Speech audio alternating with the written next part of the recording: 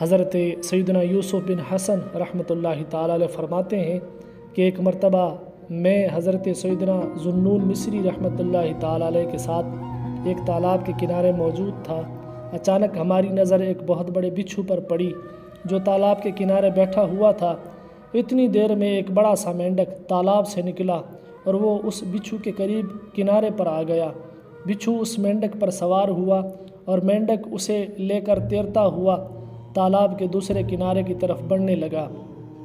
یہ منظر دیکھ کر حضرت سیدنا ذوالنون مصری رحمۃ اللہ تعالی علیہ نے مجھ سے فرمایا، چلو ہم بھی تالاب کے دوسرے کنارے چلتے ہیں، اس طرف ضرور کوئی عجیب و غریب واقعہ پیش آنے والا ہے۔ چنانچہ ہم بھی تالاب کے دوسرے کنارے پہنچے۔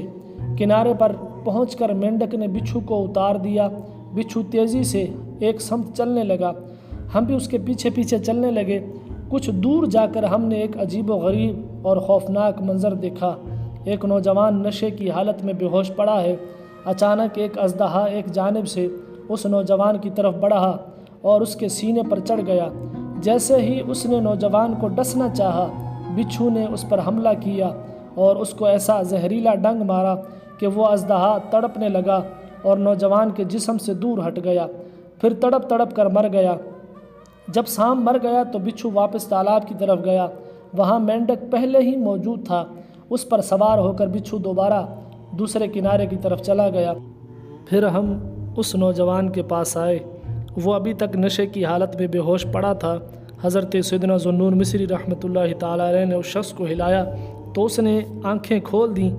آپ رحمۃ اللہ تعالی علیہ نے فرمایا، اے نوجوان، دیکھ تیرے پاک پروردگار نے کس طرح تیری جان بچائی۔ یہ جو مردہ سانپ تم دیکھ رہے ہو یہ تجھے ہلاک کرنے آیا تھا، لیکن اللہ تعالیٰ نے تیری حفاظت اس طرح کی کہ تالاب کے دوسرے کنارے سے ایک بچھو نے آ کر اس اژدہے کو مار ڈالا اور اس طرح تو اژدہے کے حملے سے محفوظ رہا۔ پھر آپ رحمۃ اللہ تعالی علیہ نے اس نوجوان کو سارا واقعہ بتایا۔ نوجوان نے جب آپ رحمۃ اللہ تعالی علیہ کی بااثر زبان سے یہ الفاظ سنے تو فوراً اپنے رب کی بارگاہ میں تائب ہو گیا اور اس نے سچی توبہ کی اور کہنے لگا کہ اے میرے پاک پروردگار، جب تو اپنے نافرمان بندوں کے ساتھ ایسا رحمت بھرا برتاؤ کرتا ہے تو اپنے اطاعت گزار بندوں پر تیری رحمت کی برسات کس قدر ہوتی ہوگی۔ اس کے بعد وہ نوجوان ایک جانب جانے لگا تو میں نے اس سے پوچھا، اے نوجوان کہاں کا ارادہ ہے؟ اس نے کہا، اب میں جنگلوں میں اپنے رب عز و جل کی عبادت کروں گا اور خدا کی قسم میں آئندہ کبھی بھی دنیا کی رنگینیوں کی طرف التفات نہ کروں گا اور شہر کی طرف کبھی بھی قدم نہ بڑھاؤں گا۔ اتنا کہنے کے بعد وہ نوجوان جنگل کی طرف روانہ ہو گیا۔ یہ اللہ تعالیٰ کی اپنے بندوں پر رحمت ہے جب وہ اپنے گناہگار بندوں پر اس طرح رحمت فرماتا ہے، کرم فرماتا ہے، تو اگر کوئی اس کا فرما بردار بندہ ہو اس پر وہ کیسی کرم نوازی فرمائے گا۔